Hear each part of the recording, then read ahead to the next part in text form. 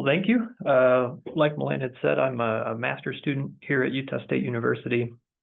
I'm finishing up my second year at this point, and I'm excited to be here at this Urban and Small Farms Conference and hopefully share some things with you that are useful. My project has been concerning biostimulants and their possible applications in watermelon production. And so I'll be talking a little bit about biostimulants and then some watermelon production tips for you as well, and then go over some of our research studies and the findings that we have from those. There we go. All right, so as a background, we chose watermelon as our crop of interest because it's an important world food crop grown on around 7 million acres worldwide. It's also grown on a lot of acres in the US, about 142,000, which is usually in states like California, Texas, Florida, and Georgia across the US. And also, surprisingly, Utah has a fairly decent sized watermelon production area at about 570 acres, which puts it at the fourth largest vegetable crop in the state. And that's after things like onions, sweet corn, and pumpkins. But if you add on top of just the watermelon acreage, we have things like melons. That's another 200 acres.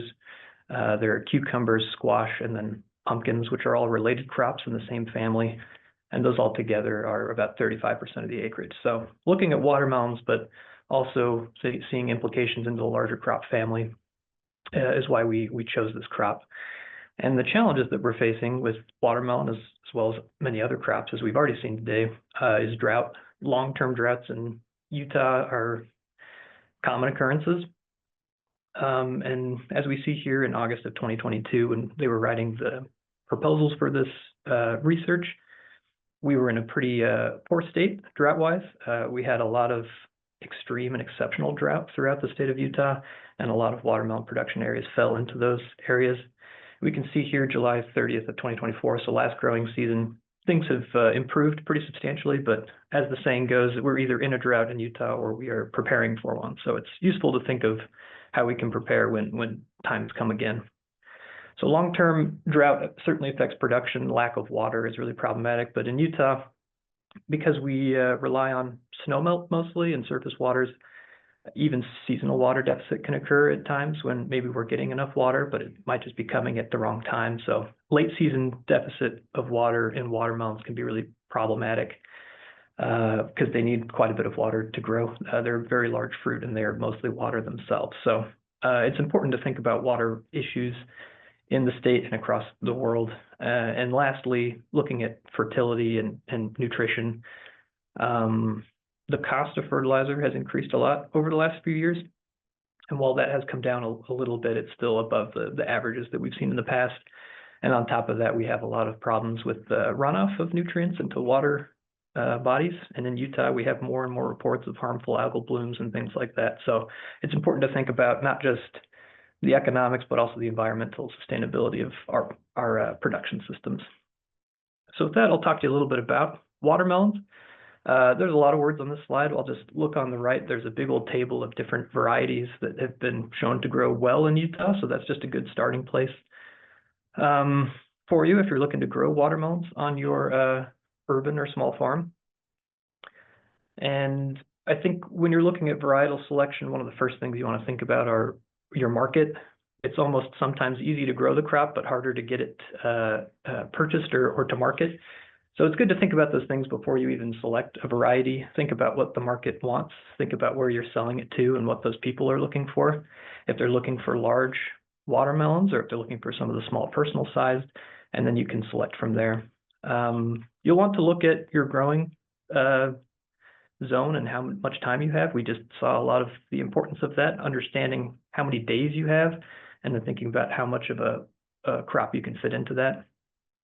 And maturity and size kind of go together. Larger fruit take a little bit longer to grow than the smaller ones. So looking at your growing area, how many days you have to grow, and then thinking about your market considerations to pick one that has enough time to grow and one that's the adequate size. And then you want to think about seeded versus seedless watermelons. Historically, all watermelons were seeded watermelons, and most of them were grown that way. But as we've gotten farther and farther, we have not just open pollinated seeded, but we have these hybrid seeded varieties, and then these hybrid seedless varieties. And I'll talk more about that on the next slide, but you'll want to think again about your market. There is some thoughts that people have that seeded watermelons are better tasting, and some people just like the seedless ones because they're easier to handle and cut up, and you don't have to deal with seeds. So talk to the people around you and see what they like. You'll want to think about how you're going to plant your crop, direct seeded or transplanted. I'll talk more about that on the next slide as well, but you'll want to, again, think about that before you buy your seed. Think about that before you get to planting of the best way, and then always be testing new varieties. The best way to find out if a variety works on your farm is to grow it on your farm in a small area and try it out. So just a little background on seedless watermelons. These are fairly new. This is about the 1950s in Japan that the Japanese scientists came up with these. And this is just to educate you a little bit about how we come up with these. They're a standard diploid, which means there's 2 sets of the chromosomes. And then you take one that's been doubled to have 4 sets. And when you cross those together, you get this triploid or 3-set type. Now that triploid one that you plant in your field that gives you the seedless watermelon still has to be fertilized. And because the triploid has sterile pollen itself, you'll need seeded varieties in your field to get fruit set. So that's just an additional consideration to have when, again, selecting for varieties. These triploid varieties also tend to have a lower seed vigor. The seeds are quite a bit more expensive due to all this that has to go on to create them. And again, the pollen is sterile. So you have to have some sort of seeded type in the area to provide pollen. And you also need to think about pollinators. You need pollinators around to move that pollen from one place to the other. But in the end, you have this functional ovary, this big fruit, but the ovules, which are the seeds, are not viable. So they either will set and abort, or you have just a few scattered throughout the seed. And we have what we see here on the right as a seedless watermelon. So again, typically you would not directly seed these seedless types into your field. They'll be established from transplant and then transplanted out. And you can do that for any of the varieties, but again, just look at the cost of seeds and look at how those work in your system. So then we have the questions of water management. As I just said, drought can be a big problem. So managing water in general is very important. There's a paper here that you can look at, vegetable irrigation and melons, that was written by some of the extension specialists and a graduate student. And if you're interested in water management, give that a read. It's really helpful talking about soil water balance and things. But the main takeaways are that you want to have a consistent irrigation schedule, and you want to irrigate deeply. Watermelon is a fairly deep rooting crop, and so putting the water down fairly deep is advantageous because then you have more roots that are exploring more of the soil. So, and keeping it consistent is important, both from keeping it too wet is problematic because you can get things like root rots, and having irregular waterings can cause things like blossom end rot when you're setting fruit. So you just want to make sure that you're taking a look at your soil. You want to take a look at your soil. It's good to know the texture of it. It's good to understand some of the salinity, some of the organic matter characteristics. So getting a soil test is helpful in water management. Different textures can hold different amounts of soil, and that can help you to establish an irrigation management schedule. And then finally, picking a system for your crop is important. So watermelon can be established just about any way. It's grown either in furrow, sometimes it can be under overhead irrigation, a lot of times it's on drip. But you want to look at, especially for watermelon, overhead irrigation. If you're keeping the foliage wet, can be really problematic. You get a lot of fungal diseases, powdery mildew and things on the leaves. So drip is typically the best. You can also use things like this plastic mulch you see here that's installed. That's both a water savings and a loss of evaporative loss of water, as well as just being able to manage that water better for yourself. And then we see here, this is onions pictured, but similar. You can have these lay flats with drips that come off of them, or you can have a different type of drip tape system. But overall, looking at the system for you and what you have is important. And lastly, biostimulants, which I'll get into in a bit of what they are. But they've been shown to help plants deal with water stress and also to be more efficient in their water use. So they're a possible management practice for dealing with water. Then we have to look at fertility. I put over here this graphic about the 4 R's of fertility management, and I think it's important to have these in your mind, to think about the source that you're getting your fertility from, or your nutrients. whether that's organic or mineral fertilizers, whether that's a slow release or a very available form, and whether maybe your nitrogen or your other forms are, maybe it's a chelate or maybe it's not, maybe it's nitrate or maybe it's, ammonium type. So thinking about your sources and how that works in your system is important. The right rate, it's good to do some looking into that. Just throwing out fertilizer willy-nilly, I imagine people don't do that because it costs a good amount of money, but it's good to know how much is typical. It's good to sit down and do a little bit of math and to put out the right rate. It's also very important to have the timing right. So I have here on the left what we'll call the standard growth curve for a lot of vegetables. So there's growth going up over time. And we see that early on in a plant's life, there's not a whole lot of growth, but then there's this period of exponential growth and a lot of expansion, a lot of things, and then that tapers off near the end. So for watermelon, it's really important to time your fertilizer applications with times of active growth. So those plants, when you put them in, they'll come up, they'll sort of tip over, and then they'll start to run and vine out. And that's about the time when you really want to be putting fertilizer to them. They need quite a bit when they're flowering and setting fruit.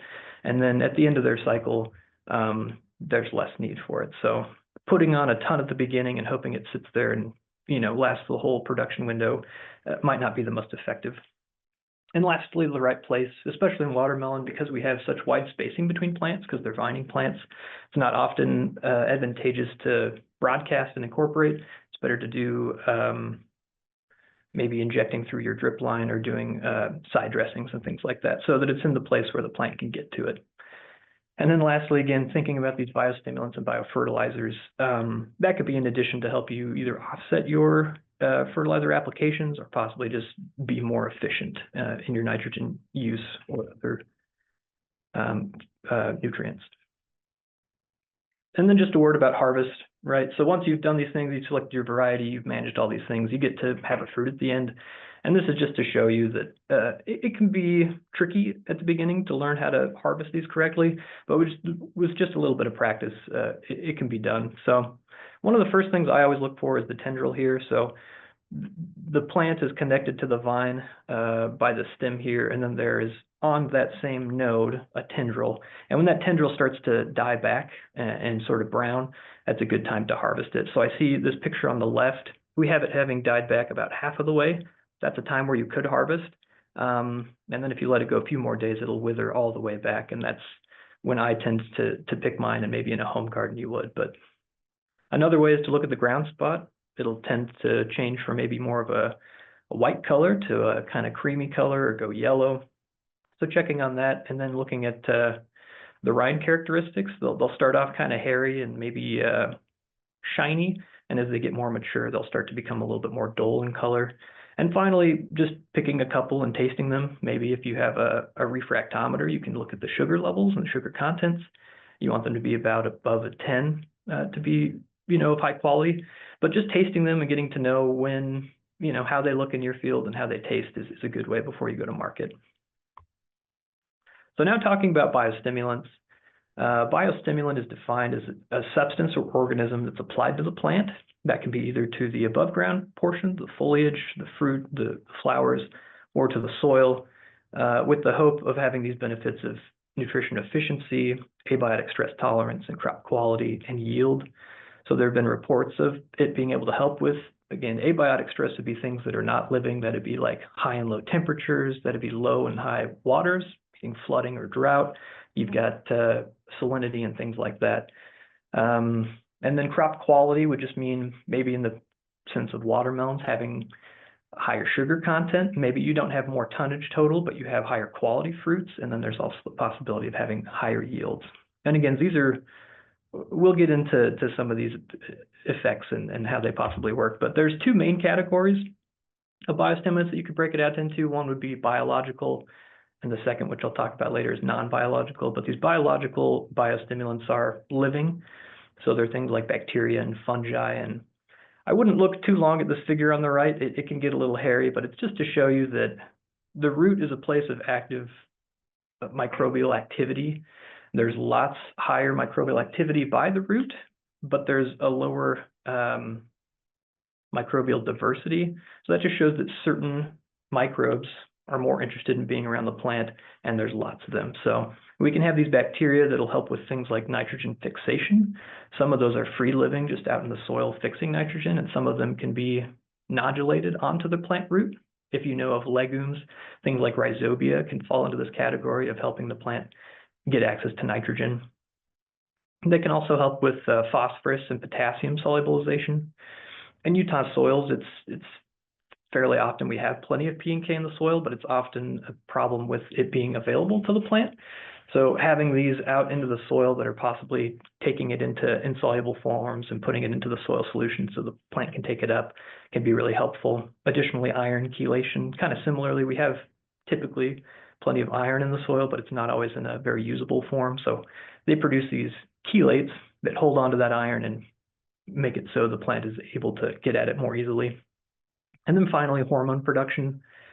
So there's been some research showing that these bacteria excrete these plant hormones, which changes both rooting architecture, some of the root growth, some of the above ground growth, and that's how they stimulate growth, so just in a sense of hormones. And then finally, looking at fungi. Now, fungi are very interesting. There are some fungi that are just free living in the soil, hanging around doing things, but most often we're talking about what's called mycorrhizal fungi. Mycorrhizal fungi are associated with plant roots, and we can see one here in purple that's AMF, and they're inside of the root, and then they explore out past where the root hairs go. And they can offer a plant more access to nutrients and water, and they can also get into areas that are maybe smaller that the plant can get to. So if I have my finger held up and I take a hair from my head, the hyphae of fungi are about the hair compared to a root hair of a plant. So they're much smaller. They can get into smaller areas and maybe get more access that way. And then finally, again, stress tolerance. They can help plants deal with water stress and other abiotic stresses. And then we have our, sorry, I have to click there. We have some non-biologicals. So this isn't an extensive list of all of these things, but these are the maybe most used ones and the ones that we used in these studies. So first we have humic substances, things like humic and fulvic acids that you may have heard of.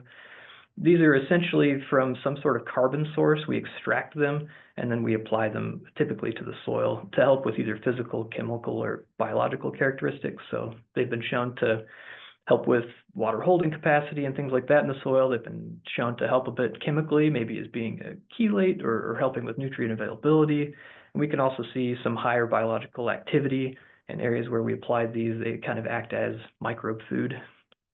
They can also help, again, with this nutrient availability, sort of acting as a way to hold on to some of those nutrients that might become insoluble in our soils.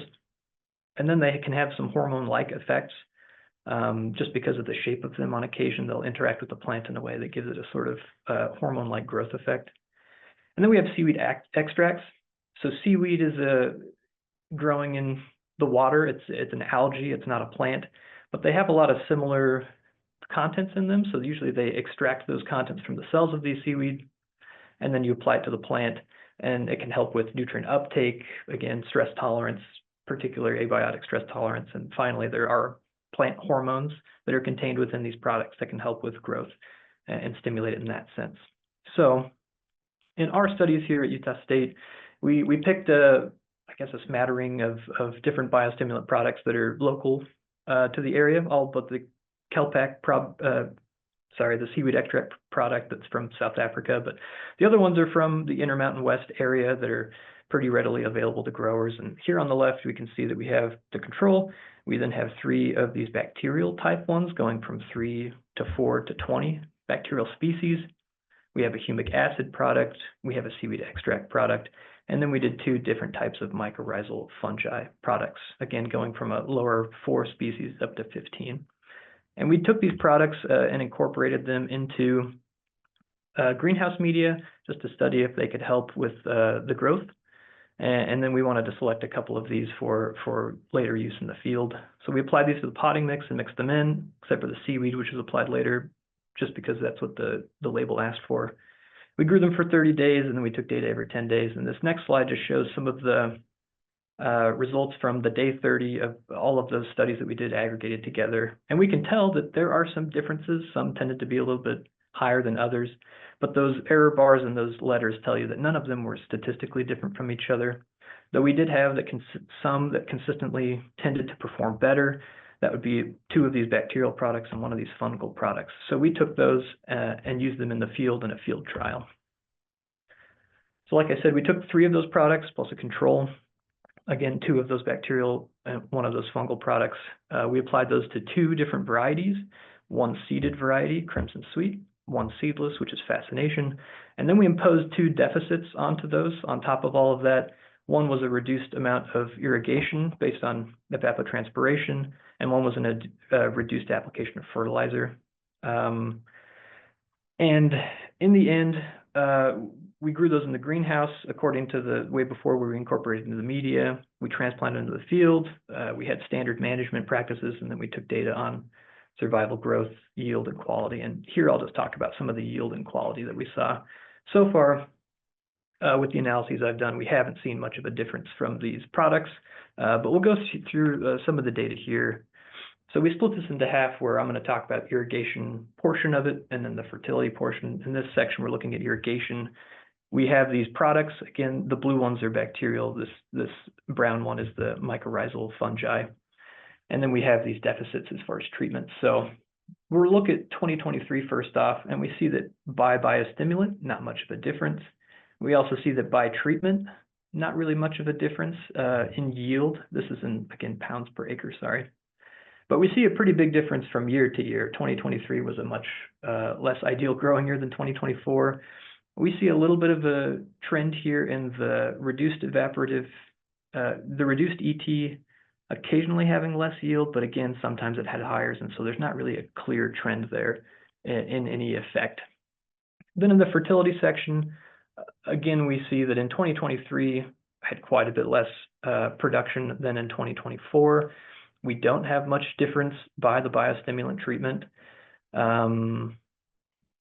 We have a bit of a trend here, not so much in 23, but in 24, we have a pretty good trend from the reduced amount of fertilizer tended to give us less of a yield, which we would typically expect, though in some cases it's not all that different. So it's possible that these biostimulant products had some sort of effect and we just weren't able to tease it out in this study. But again, we didn't see it. And then we're looking at sugar content here. This is in % Brix. Again, something above a 10 is a pretty good quality, and those 11s, 12s, and 13s are really high quality. So if we're looking at sugar content by these, we also see not much of a difference by the biostimulant treatment. We see a good amount of difference between years, and then we see a small trend of having slightly higher sugar content in the lower ET application. That's not always the case, but it's pretty typical for growers in Utah to pull back on the water at the end of the growing season, again, with the idea to sweeten up the watermelons. And so we see some of that substantiated here, though, again, while they are higher on occasion, they're by 0.1% or so. So not necessarily statistically significant, though we do see a trend there. And then finally, in the fertilizer section, we have the sugar content. And again, we don't see much by the biostimulant treatment as far as differences. We see a pretty good amount in the year. And then if we're looking, we see a pretty good trend of having lower Brix in the reduced fertilizer application, which again, we would probably tend to expect.